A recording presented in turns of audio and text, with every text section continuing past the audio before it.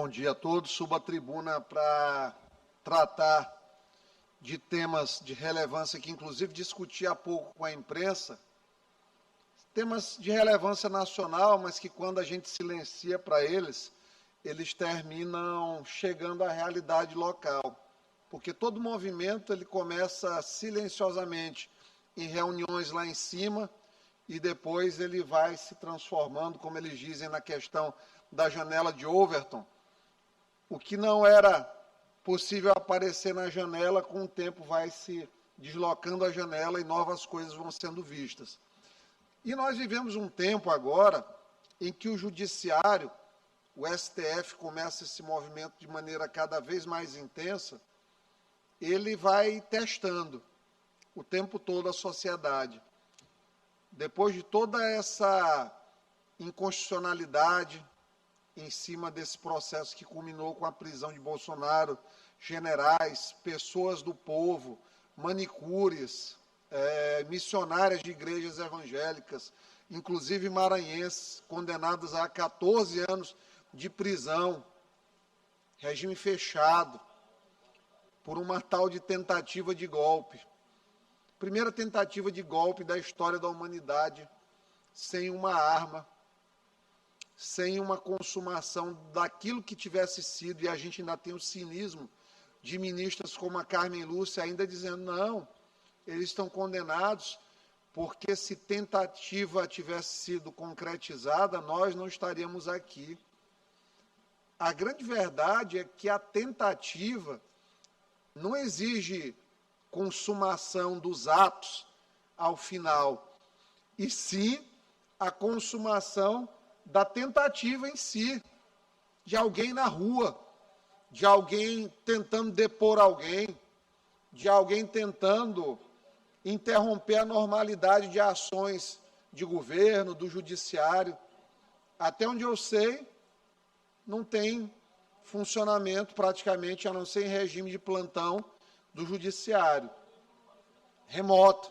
A gente sabe que as pessoas hoje, nesse tipo de situação, estão no conforto de suas casas, e eu não tenho nada contra isso, desde que o trabalho seja feito, não me oponho a isso. É diferente de um trabalho da saúde, que a pessoa tem que estar presente no hospital para prestar, de fato, socorro por um meio físico imediato. Ontem, nós tivemos a decisão liminar do ministro, muito provavelmente, do mais... vamos dizer, sorrateiro de todos, que se perpetuou no poder com todos os presidentes que passaram. Fernando Henrique, Lula, Dilma. Quando o presidente começa a perder força, ele descarta como se lixo fosse.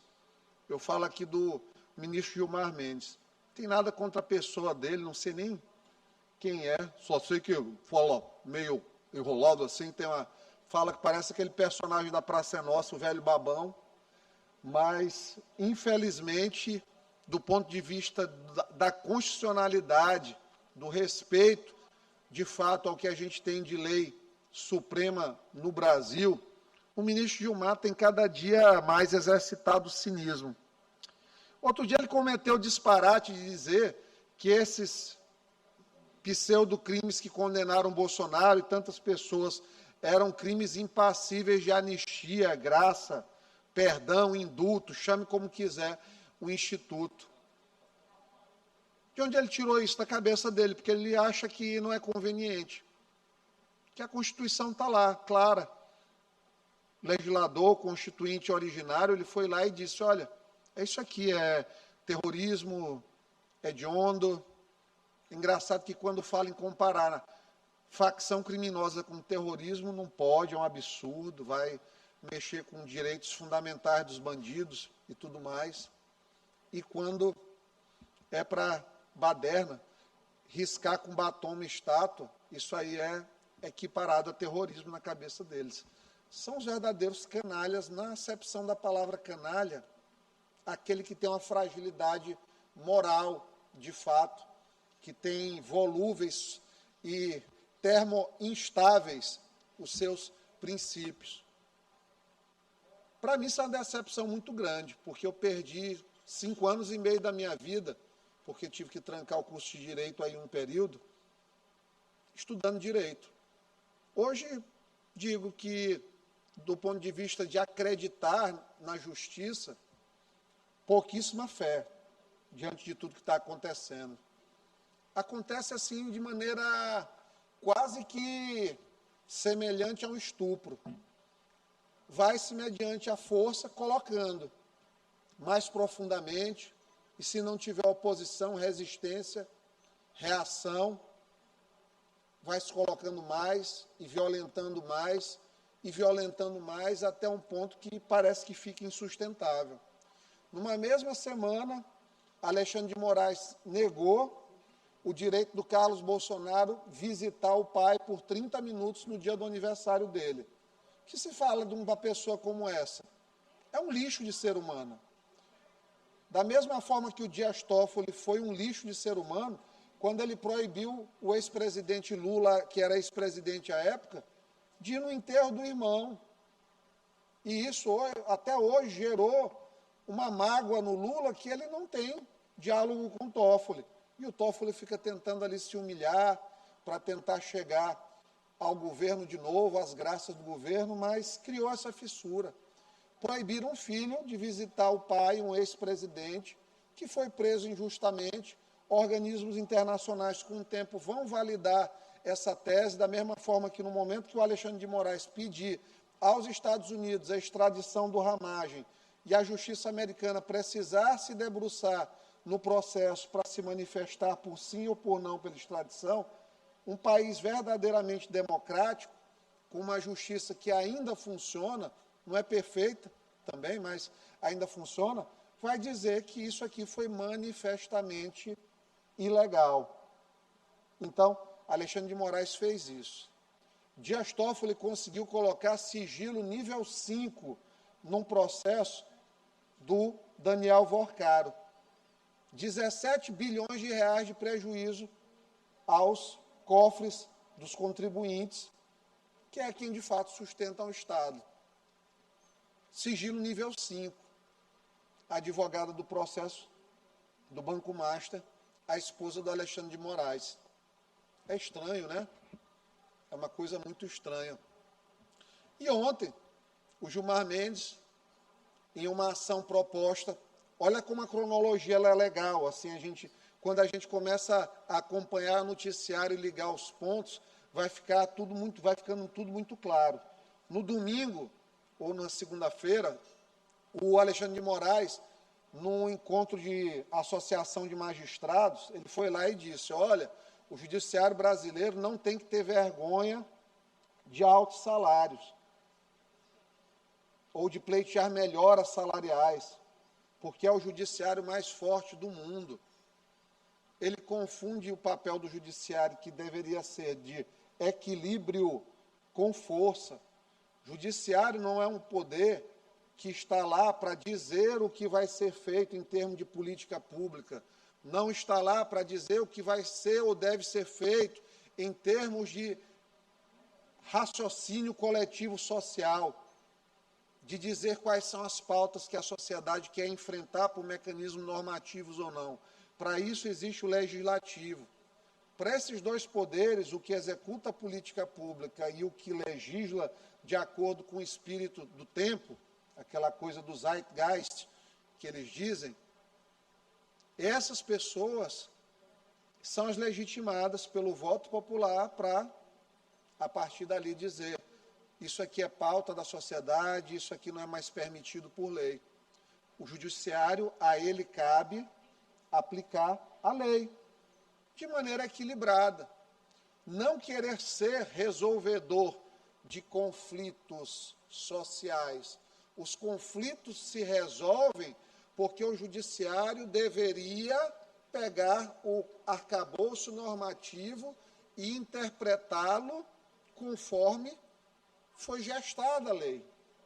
E, claro, as questões legais elas vão sendo, com o tempo, remodeladas. Essa semana mesmo nós tivemos uma vitória grande em relação à revogação da lei da alienação parental. O legislador, num primeiro momento, quis proteger um direito e viu que no curso da aplicação da lei, a lei fazia mais mal do que bem. E foi revogada a lei. O ministro Gilmar, do nada, depois de uma articulação da alta magistratura do país, que não é satisfeita com o salário, está lá, mais de 60% dos juízes recebem acima do teto constitucional. É o funcionalismo mais bem pago, judiciário e Ministério Público. E nunca está bom. Um médico aí na prefeitura ganha 10 mil reais. Ali na EBSE é 10 mil, 11 mil líquido, 40 horas por semana. Então, dentro do extrato de casta, ainda diz assim, olha, o juiz tem que ganhar mais para ele não deixar de ser juiz e ir para uma carreira do Senado, porque ele pode advogar. Ou seja, ele mistura tudo, ele coloca ele que é ministro de Suprema Corte, com a esposa que é advogada, e os interesses convergem, e todos lá têm escritório, até o Flávio Dino já soube aí que já tem um escritório atuando em paralelo. Teve uma ação aí da ProSoja que, estranhamente, o escritório do Flávio Dino entrou sem expertise alguma em direito agrário, direito econômico, nada disso, mas no meio da ação, depois que teve uma decisão para cair no colo do Flávio Dino, esse escritório entrou no processo. É estranho, mas depois eu vou falar sobre isso, de maneira mais apropriada. Mas só para a imprensa ali já levantar as orelhas, e abrir os olhos. Então tem essa aí a ser apurada. Então, Gilmar pega e diz o seguinte: a partir de agora a lei do impeachment não vale, depois do Alexandre fazer um aceno para aumentar mais ainda o salário dos magistrados, dos juízes. Aí o que é que a Associação de Juízes faz? Entra com uma ação de descumprimento do preceito fundamental, uma DPF, contra a lei do impeachment, que é uma lei que já impeachmentou Dilma, Collor. É uma lei básica que foi recepcionada pela Constituição de 88, que não incorre em nenhuma inconstitucionalidade, em que o Gilmar Mendes tenta equiparar um ministro do Supremo com um agente público, porque ele diz assim, um deputado federal e um senador é processado pelo Procurador-Geral da República. Mas eles, os deputados, eles foram eleitos e podem não ser reconduzidos pelo povo. O povo julga na urna. E é por isso que o Procurador-Geral da República e no Estado o Procurador-Geral de Justiça é quem faz o controle da escolha popular. O ministro do Supremo é o contrário. Ele não tem um voto. Ele é um cidadão escolhido pelo presidente e vai ser sabatinado pelo Senado, em geral, numa articulação política que quase sempre ela logra êxito. Tanto que os ministros, 5 ministros do que foram recusados, foram do Floriano Peixoto. Estamos falando aí de 1890, transição começo do século. Olha o tempo, Fred, que não tem recusa de ministro do Supremo. Então, Xandão faz o gesto, vocês merecem ganhar mais, juízes entram com a DPF, combinados, Gilmar Mendes solta a decisão, chiadeira geral do Senado, até Davi Alcolumbre foi obrigado a se manifestar. E aí, tudo isso no meio de uma articulação em que quem é candidato do Lula para STF? O carregador de pasta Jorge Messias, o Bessias da Dilma. E aí, quem entra com um parecer pedindo a revogação da decisão do Gilmar Cascaria? Jorge Messias, que hoje não tem voto para ganhar dentro do Senado a aprovação na sabatina. Então, eles pensam que as pessoas são estúpidas, idiotas, para não ver isso aí que está acontecendo. Cria o caos para fazer o Senado entrar em polvorosa, ameaçar de constitucionalizar a lei do impeachment. Tudo isso aí, zoada grande na imprensa, para poder o Messias chegar. Não, olha só, eu me posicionei contra o Supremo.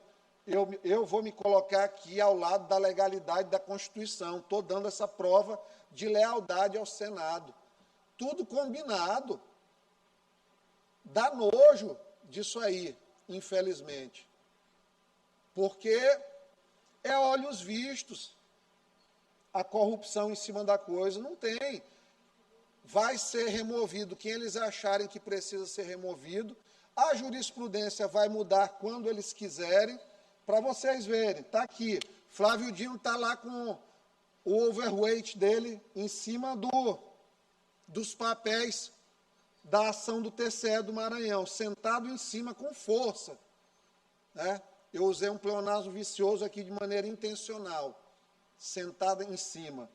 Então, Flávio Dino sentou em cima mesmo e não sai do processo do TCE. O Dias Toffoli, com a mesmíssima reclamação, já colocou que o Supremo não deveria interferir naquela matéria. Dentro do mesmo tribunal, estou falando do Dias Toffoli, que está longe de ser representante da primazia intelectual jurídica. Já soltou o processo. Flávio Dino está segurando. Da mesma forma que está segurando o DFMF, o Supremo Tribunal decide até Federação de Maranhenses. O Supremo Tribunal defende até Federação Maranhense de Futebol, para deixar os dele aqui, quando ele tem interesse. É incrível. Quão pequeno se tornou o Supremo Tribunal Federal com esses cidadãos de uns tempos para cá, infelizmente. Interpretação de Bíblia errada. É muita vergonha. É muita vergonha. Às vezes eles tentam passar para a população uma imagem de intelectualidade, mas não sobrevive quando a gente vai de fato analisar o que eles trazem em termos de inovação jurídica. Então, eu acho engraçado, já concluindo aqui, caminhando para concluir o pronunciamento, porque esse pessoal todo é uma verdadeira máfia hoje dentro do judiciário. É máfia mesmo, assim, eles decidem entre eles se acertam entre eles. Quem vai dizer que Paulo Gonet, que toma cafezinho, anda de abraço com esse pessoal, vai processar algum dia um ministro do Supremo? Gente, isso é uma vergonha para o Brasil. Sério mesmo, isso aqui é uma vergonha. Para o cidadão, para o pobre lascado desse país, é assim uma cuspida na cara, esfregando a cara do cidadão depois no chão, porque é muito humilhante. Todo mundo hoje está lá, 62%, 63% das pessoas tem medo de opinar, de escrever uma opinião, porque tem medo de um processo, de uma judicialização. Eu recebi uma interpelação judicial da cidadã lá da FMF, da dona Suza, porque eu questionei aqui, na condição de deputado e ainda jornalista, licenciado. Veio para eu me explicar sobre o que eu quis dizer. Doutor, eu quis dizer o que eu disse. Interpelado judicialmente, porque eu disse que ela tem laços de fraternidade com Douglas de Melo Martins, ela tem. Ela mesmo, na peça dela, diz lá, olha, que eles tiveram lá, trabalharam juntos num conselho de política criminal, fora as relações de amizade mesmo que tem esse pessoal da esquerda aí, todo é compadre, companheiro, amigo mesmo, e interpelado por conta disso. Percebam o nível que está de desmoralização, de tentativa, pelo menos, de desmoralizar o poder legislativo. Porque só nós, aqui, dessa tribuna, isso aqui é sagrado, não é para mentir, como tem gente aqui que chega mentindo, que passa às vezes meia hora aqui acusando as pessoas sem uma prova. Ah, porque fez isso, então aconteceu isso. Ah, a nomeação de fulano, beltrano, ciclano é ilegal, mas quando era secretário de Estado, estava nomeado. E se fosse hoje para devolver dinheiro, era mais de 400 mil reais para devolver. Para ligar o computador numa reunião no Zoom e ficar fazendo as coisas. Que tem muita reunião do Conselho da EMAP que é assim, o cara está lá, liga no Zoom, me mostra os registros de presença, de ter ido lá na EMAP presencial para discutir. O próprio Ricardo Capelli está aqui, esse Brandão, ele vai para o céu direto, porque ele se submete a cada coisa que só Jesus, pela paz. Renomeou o Capelli, que é do grupo deles aqui, para o Conselho da EMAP. Ninguém reclama.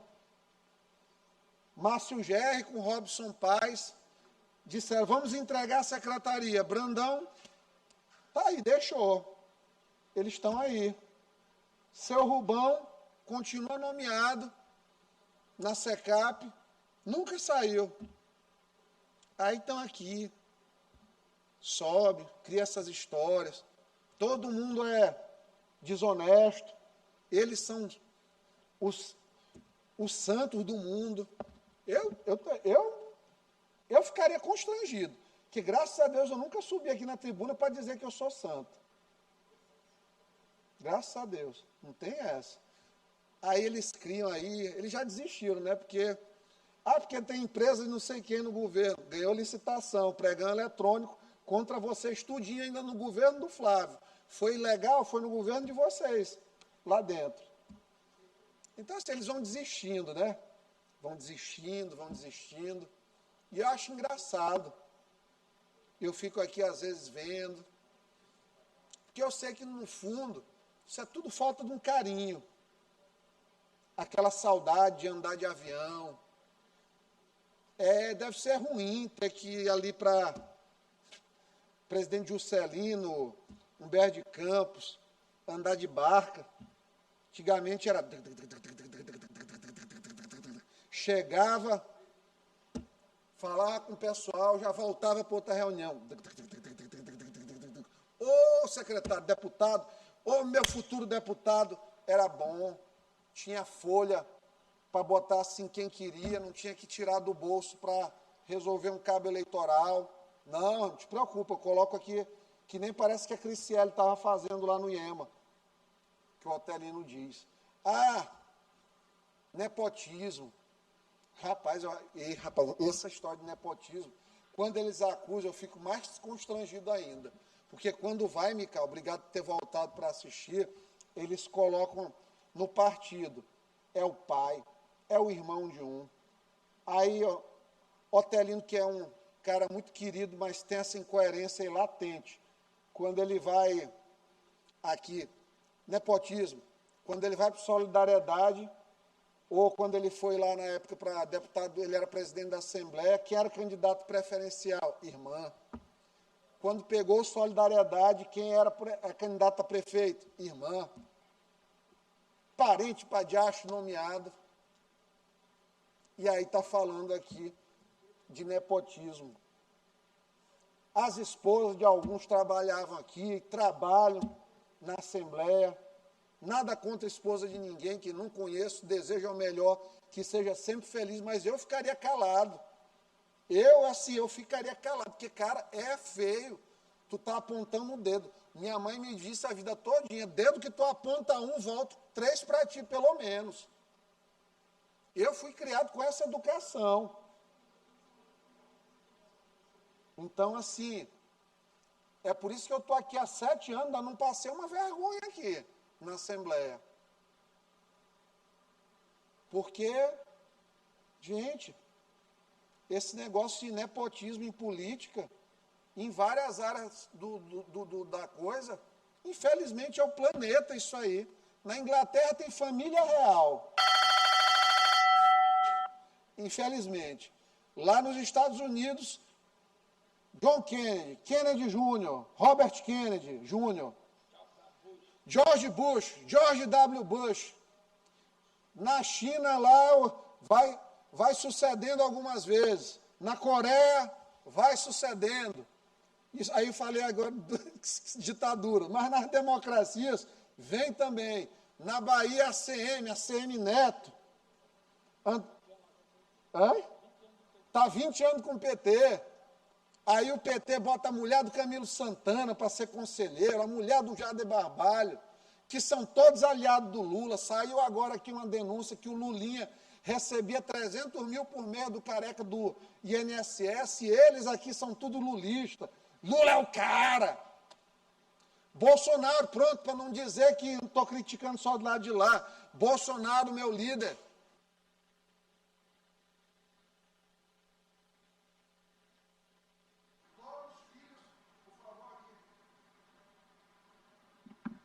Peço para liberar.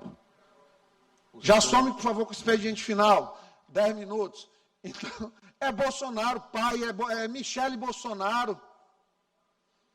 No Brasil, lá no Requião, que é outro, como é que chama quando o cara, palmatória do mundo, Roberto Requião, está lá, Requião filho, é deputado, filho dele, João Campos, filho de Eduardo Campos, primo de Marília Reis, todos aliados desse pessoal, referências para eles. Eu vou falar do fundo do coração, assim, eu sempre digo que eu sou uma pessoa muito sincera. Eu acho esse negócio de parente legal, eu não acho. Não vou dizer que eu acho legal. Eu sou uma voz no mundo, que não tem irmã aqui, minha irmã trabalha no Estado. Desde 2010, eu não era nem no Maranhão eu morava ainda, que eu estava morando em São Paulo, fazendo residência e doutorado. Já está aí desde 2010. Minha esposa começou, era enfermeira no Macieira, acho que desde 2010, 2011 também. Já trabalha no Estado há 14 anos. Meu primo, Ricardo, é um juiz concursado. Meu primo, Miguel, é concursado do TJ também. A minha prima faleceu, meu outro primo é concursado do TJ. A mulher dele é escrivã da polícia, concursada. E acabou minha família, praticamente. E não tem pendurado. Não tem pendurado. Eu acho que isso deixa eles putos, é isso aí. Porque eles não têm o que falar. Na hora, sabe, Antônio? Assim. E eu não me acho melhor que ninguém, eu juro por tudo que é mais sagrado, por conta disso. Mas é só a circunstância que mamãe ensinou a gente. Enquanto o pessoal estava na rua, mamãe estava me dando chinelada para eu estudar, dentro de casa. E aí, é isso. As coisas funcionam dessa forma. Como é, deputada? Taca funcionou, apanhava demais, Ave Maria. Funcionou a taca. Agora não tenho o que fazer, eu estou fazendo aula de espanhol e de chinês no horário do almoço, para ficar estudando, que eu gosto. Podia estar curtindo, indo na praia, na academia. Era bom, mas estou sempre buscando mais, aprender, me tornar uma pessoa melhor. Mas acho assim muito pesado as coisas que às vezes sobem aqui para essa Assembleia, porque não é do coração. Até essas pessoas que sobem são pessoas de bom coração, no fundo. Mas sobem assim porque não conseguem lidar com a frustração de não estar no poder. Eu fiquei nesse governo de Flávio, não tinha nada. Ele pagava 1 milhão de emenda, teve um ano que ele pagou 1 milhão de emenda.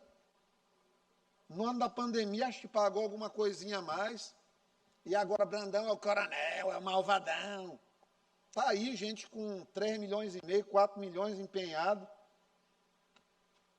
Eu não entendo, sinceramente, Antônio, eu fico assim, às vezes pensando. E eu acho tão ruim, porque eu sei que no final vai todo mundo ali precisar vir pelo beiço pendurado. E aí vai ficar feio. Porque vão vir. Tem a sessão solene. Eu vou encerrar aqui em respeito à sessão solene do querido amigo Ricardo Arruda, mas acho que ficou muito claro aí para vocês que eu gosto de conversar com meus amigos da imprensa aqui, são grandes amigos, a gente conversa bastante, e acho que tem vezes que precisa assim, abrir o coração. Tudo bem, Ligeirinho? Para todo mundo entrar na discussão sabendo o que está acontecendo. deputada Mical, minha senadora, quero dizer que se a senhora conseguir essa indicação para Senado, vai ter o meu apoio irrestrito, porque vai ser a senadora, eu digo aqui, viu, Pereira, senadora do povo de Deus, e o povo de Deus é grande nesse estado, pode ter certeza, que vai ser uma belíssima senadora. Então, quero encerrar com essas reflexões. É até um desabafo, como se eu estivesse aqui sentado na cadeira da minha psicóloga, conversando com ela, ali às sextas-feiras, 11 horas, dizendo, olha, aconteceu isso aqui, estou me sentindo mais ou menos assim por conta disso.